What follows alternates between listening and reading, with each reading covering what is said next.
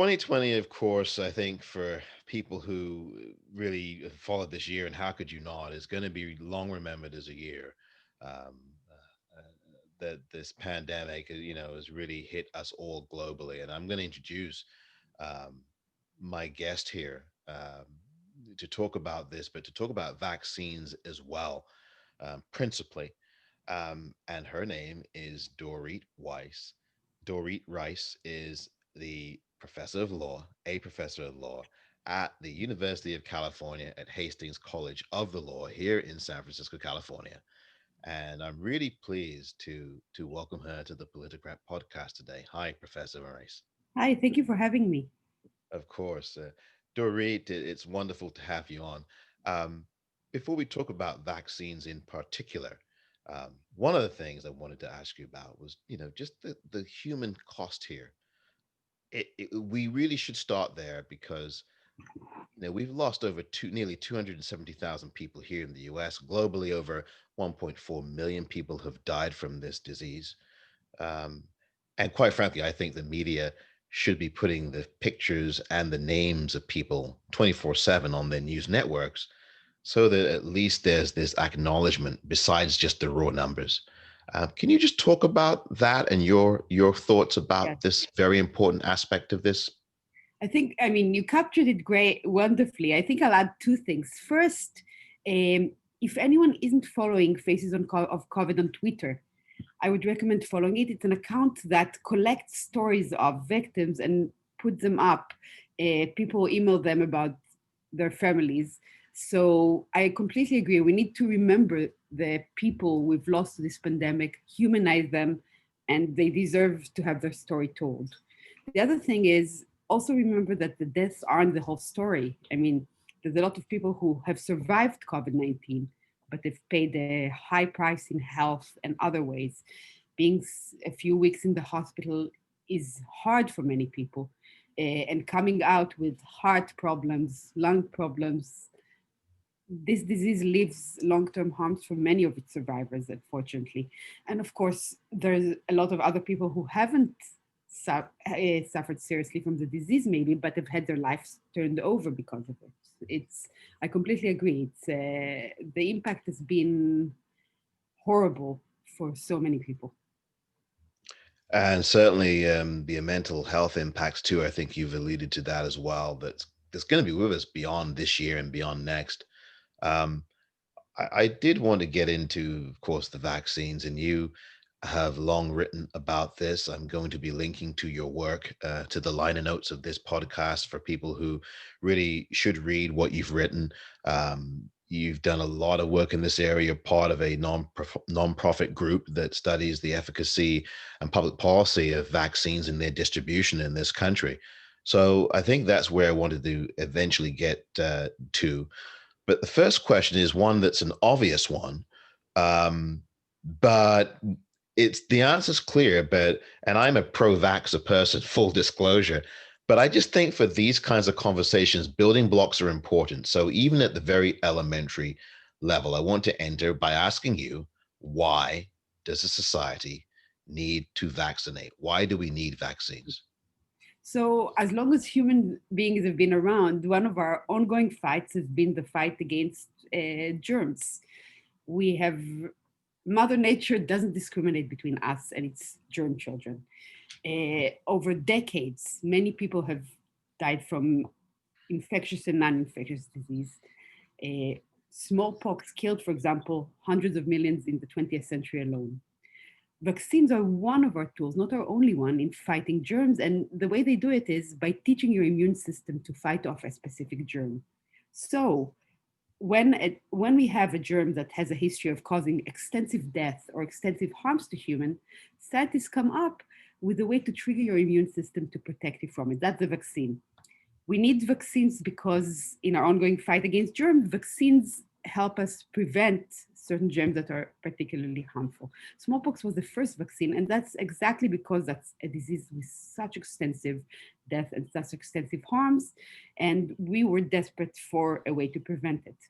Now, you could say today it's 2020 and we have ways to cure these diseases, but that's not completely true in two ways. First, we still don't have great tools to cure viral diseases. We have some, but there are limits on our ability to fight viruses. And second, it's always better to prevent a disease and to cure it, just as it's better not to get into the accident than minimize its harms. I really appreciate that, and forgive me for asking that because I just think that's a question that Please. should be asked because and it's not even from a political perspective or the anti-vaxxer perspective. As someone who is a believer in vaccines, I just think it's important to start there before we get into more of the public policy things that you have studied and talked about. Um, the next thing I do want to ask you though is about the news of Moderna announcing this vaccine emergency use authorization, 94% effective, dealing with COVID-19, and 100% effective in severe cases. What's your response to that? How do you feel about that? Any comments that you want to make? So I've written a couple of things expressing a lot of caution about emergency use authorization, and I had a lot of concerns. But honestly, given the data that the companies are coming up with, I think it's the right thing for them to ask, and assuming the data meets the review of the experts. And it's still going to go through review. We're not done. I mean, this data is preliminary data at the beginning of the process. Assuming the data holds up, I think it makes a lot of sense to approve it. An emergency use authorization is an unusual tool, and it does mean the product hasn't gone through the whole process, which is why I have concern. We haven't had a universal emergency use authorization for a vaccine before. We've had one emergency use authorization for anthrax for inhaled disease in the military.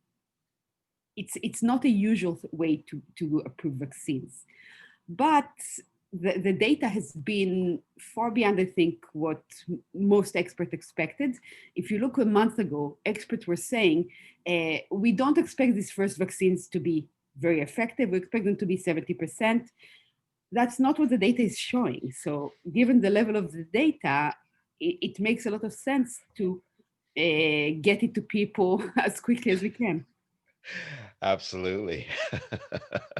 I totally 100% agree with you. I mean, it's just not a question that we need this vaccine and we need it quickly. And obviously, we do worry about the effects of it all. But the thing I wanted to get to next, Dorit, was about the public policy aspects because there are people who, and I'm not talking, again, I'm not talking about anti vaxxers who have very good reasons not to want to trust this. That's right. Black people in particular, we know the long history of the Tuskegee experiments done on Black women. There's been books written about this. Harriet Washington is one of the authors of a book, I believe it's called Medical Apartheid, or Bad Medicine. I forget Yes. what the name is. Bottom line is that there are groups who are very, very resistant, and with good reason. From a public policy and law perspective, what would your, and you've written about this, but what would your advocacy be in response to that very legitimate concern? So first of all, uh, I want to reinforce your point that there are groups that have very good reasons for concerns. And a lot of my writing is about mandates, but mandates aren't a good tool to respond to these kind of concerns, and they certainly shouldn't be by themselves. Mandates are kind of a second line tool to support and help other tools. I think the first thing that needs to be done is to work on uh, explaining to groups with justified mistrust why it's better to take the vaccine than not. The concern here is that justified mistrust would lead you kind of to cut off your own nose in the sense of the really good reasons to be cautious might lead some groups to give up something that can protect them and therefore lead to harms. Basically, don't let the real concerns prevent you from protecting yourself. That's basically the message that needs to come across. And I'm not the right person to give it across because I'm a white woman, middle class woman. Why would groups that have a history of being mistreated by white middle class people trust me? They shouldn't. What needs to happen is we need to be fully transparent with the leaders of the Black community, show them why they should trust. And that's the first thing. I mean, and the members of the communities, they need to be given good reasons to trust. That means full transparency, full access to the process. For example, the FDA's advisory committee, the Vaccine and Related Biological Products Committee, is meeting on December 10th. That's online. I would really like to have leaders of communities that have reasons to mistrust watch the hearing, submit questions, submit all the hard questions to the committee to understand the process, and see how this is discussed and how seriously safety and effectiveness is taken. That's one thing. So I think the biggest part of this is mistrust can't be handled by force. That's the wrong way to handle it, especially when it's justified mistrust. Mistrust needs to be handled by earning trust. How you earn trust is really hard. Step one, be transparent, be honest. Step two, work on people who the community does trust for good reason. Work on sounds wrong. It sounds like you're trying to pull something over them. But what I mean is gives those people access to the decision making and gives those people what they need to be satisfied and get a handle. And for example, when people are concerned about being guinea pigs, I think it does make sense to say, well, let's see some of you policymakers get the vaccine first. I think that's a totally fair demand. I mean, I'm not important enough to be a public figure, but I would like to see some of our public figures on both sides of the spectrum, if possible, get the vaccine in public. I think that would be an important statement. So the first thing is the response to mistrust is to earn trust, not to build trust, because that sounds like you're misleading someone, but to give people valid reasons why on this thing they can trust. It's not easy to do. It will require extensive work, but I think that's crucial. On the second line, there are also legal tools you can use to encourage vaccine uptake. And you need to be really careful because, especially in a society like ours with deep inequalities and deep inequities, you need to put them in place in a way that doesn't exacerbate those and that doesn't take advantage of them. So here are some things. One, you could offer people health insurance rebates, not from the insurers, but from the government if they take the vaccine. So again, you need to be careful because at some point, incentives can become coercion, but incentives are a lot less coercive than other tools, and they're a lot less vulnerable to unfair enforcement than other tools. So offer rebates for premiums or tax credit for people who get the vaccine.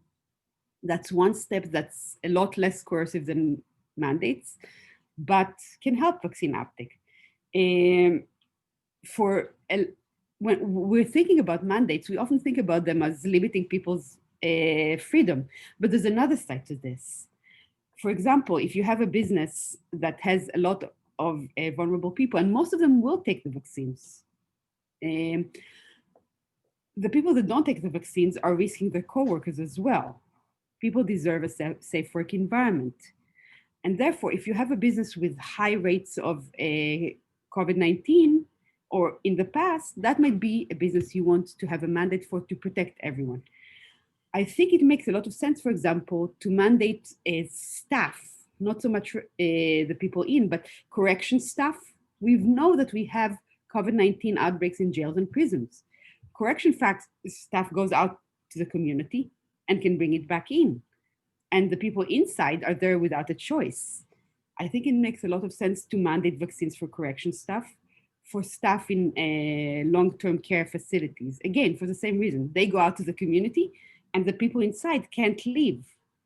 Um, so I think we should use a range of tools from less coercive to more coercive, but we should be very careful about what we're actually choosing. I will also point out that for some businesses, the temptation to reach for mandates will be because they've suffered so much through having to close. They think if we require the vaccine from customers and workers, we won't have to close again. And that's not unreasonable. It's not necessarily right, but it's not unreasonable.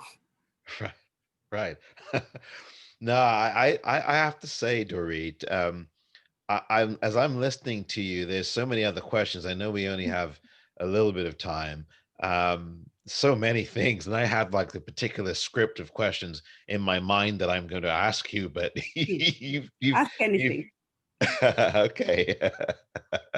um, I just do want to go back for a second. You talked about trust has to be earned, not built. Very important point that you made there when you say that. Because just again, just button up the discussion around the Black community in particular, um, it is Black people, Native American people, and Latino, the Latino population, Latinx, that are really the three biggest populations with the most severe amounts of this virus. So that Mhm. if you do have the people, some people in those communities who are resisting it, that's a huge problem. And public policy wise, I don't know how you get around that. I mean, you talked about education, you talked about earning trust by, and quite frankly, people should be invited to these conferences.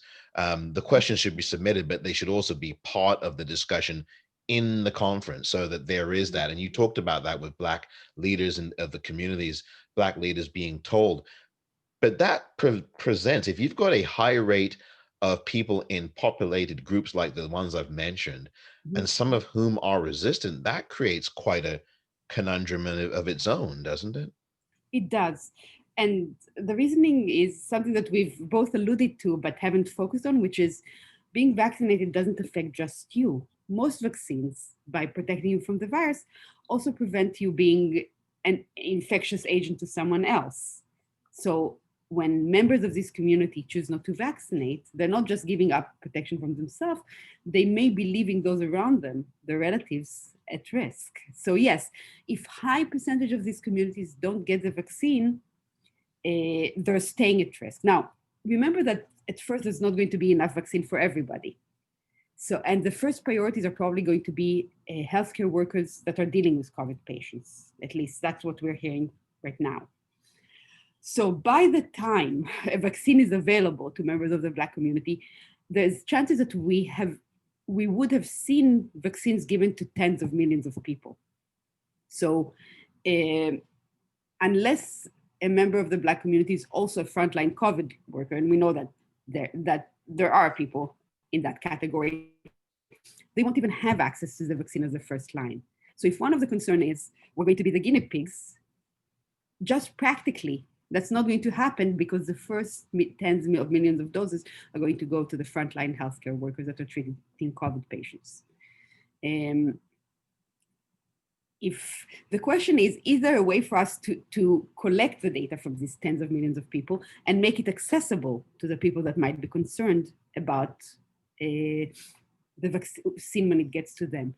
I don't I don't know if I'm right, but I hope that once members in a Black community see 40 million healthcare workers got the vaccine, there was no serious harms, and COVID-19 is now a lot less in the hospitals, among the staff at least.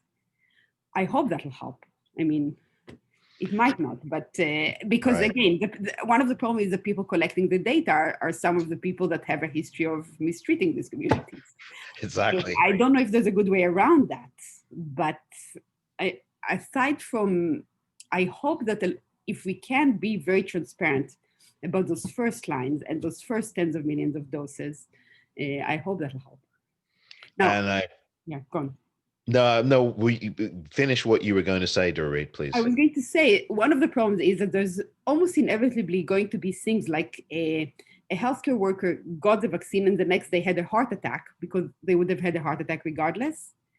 And so vaccines prevent a specific disease. They don't prevent everything else that's bad. Some people get the vaccine are going to have bad things happen afterwards, and it's going to take time to figure out what the vaccine caused or not. So one of the concerns is when you give the vaccine to tens of millions of people, there might be horror stories, and that makes things worse. But Right. I mean, we'll have to go forward and see on that. Right. And I think one other thing, before we talk about Yeah, some of the other things, is that people in these communities that I'm speaking of, Black people, Latino, they are wearing masks. I mean, they have a higher incidence of mask wearing, quite frankly, yeah, than a number of people in white communities do. I mean, I've seen that with my own eyes, just casually walking around. So I certainly don't want to create an yeah, impression for listeners or viewers that these communities, Black people and other communities as well, don't wear masks. They're very judicious about doing that, but it's just these other things, and I appreciate you addressing this, that are really important as well. The thing that you've written about, one of the things that I've read, that you wrote, was from last year in Science Magazine, dealing with the law around vaccines and how you are actually looking at mandates being issued in schools, for example, dealing, and you talked about the prison populations. Can mhm, you talk a bit about the mandates now, more concretely, with yeah. students? We've seen this with parents and students. Can you talk about that for a little bit, Yes. please? So I just want to preface by saying that this is not right now relevant to COVID-19 vaccine and won't be for a while because we haven't started trials in children yet.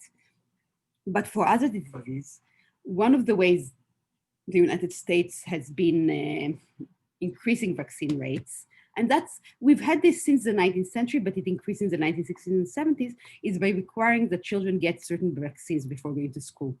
Every state and the District of Columbia has a vaccine mandate. Every state has some exemptions, and the exemptions are different from state to state.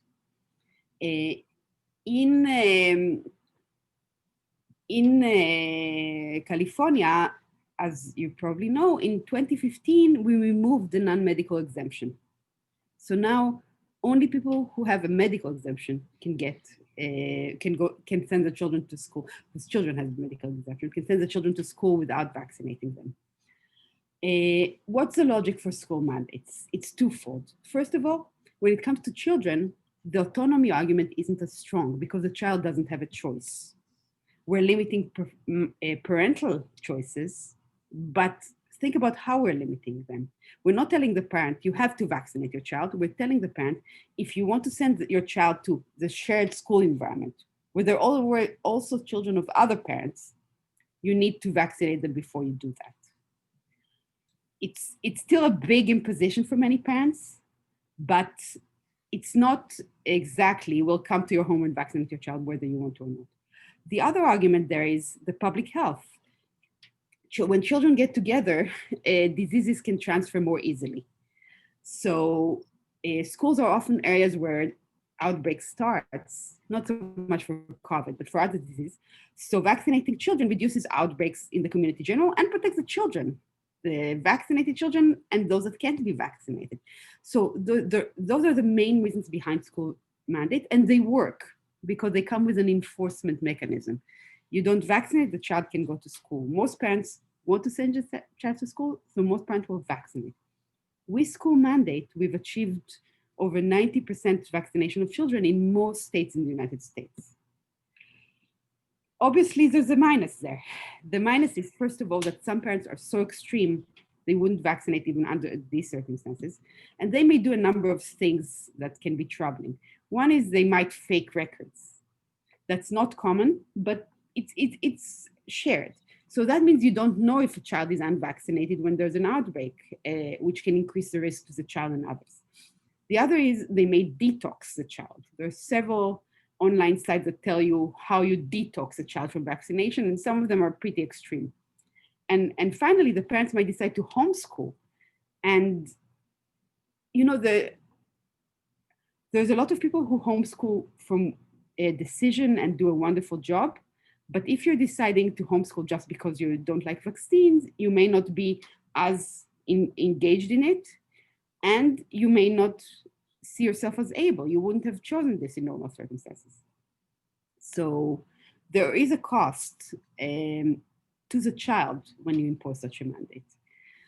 The question is, so in most states in the United States, the view is that the cost of not having a mandate, which means disease outbreaks, there's a lot of literature that shows weaker mandates or no mandates mean more outbreaks, is higher than the cost of the mandate. Hmm. Couple of last things. One, and you did say, "Well, ask me anything." And Is. one question in the "ask me anything" category that I Mhm. did want to ask you, Dorit, was about the distribution. I mean, you did touch on it earlier, and Mhm. you said, "Well, frontline workers, it's expected that they will be the ones that should get this first, medical people."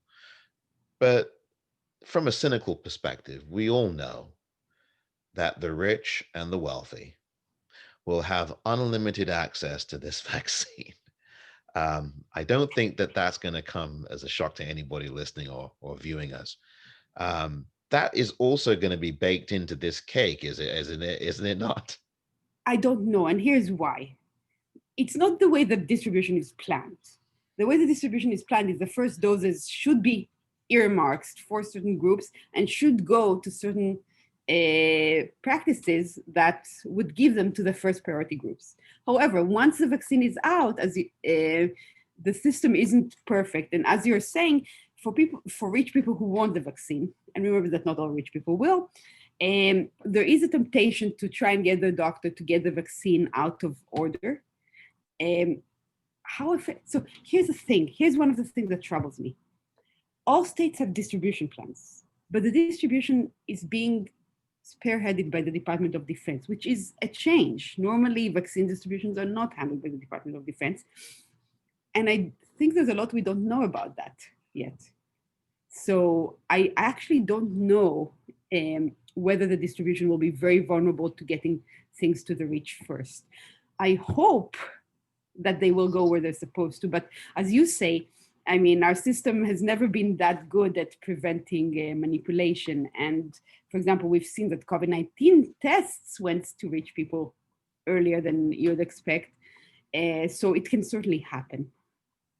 Right. And then lastly, but not least, as we close here, Dorit, what would your advice be to people listening to us, watching us, about vaccines, about all of this? Because it's just people are, there's a lot of trepidation. Obviously, there's a lot of fear. There's a lot of anxiety. People are fast forwarding to the vaccine thinking, oh, perfect. I don't have to wear a mask anymore, for example. There's a group of people in that section of the room, so to speak. So what kind of advice or what kind of closing thoughts would you give around this issue of I'm not a vaccines? doctor, but here's what I'm going to do Right. personally.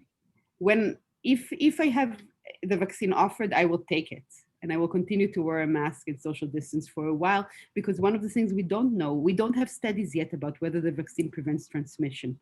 And I would hate to give COVID to someone who's vulnerable. I'd rather not get it myself, but if I do get it, I'd rather not give it to anyone else. So I will continue to wear a mask and social distance. Thank you so much for your time. Professor Dorit Reiss is a professor of law at the University of California at Hastings College of Law here in San Francisco, California. It has really been an honor to have you on and share your insights. Much appreciated. Thank you very much for having me, and I hope to talk to you again. We shall. We shall. It's nice to talk to you. Thank you.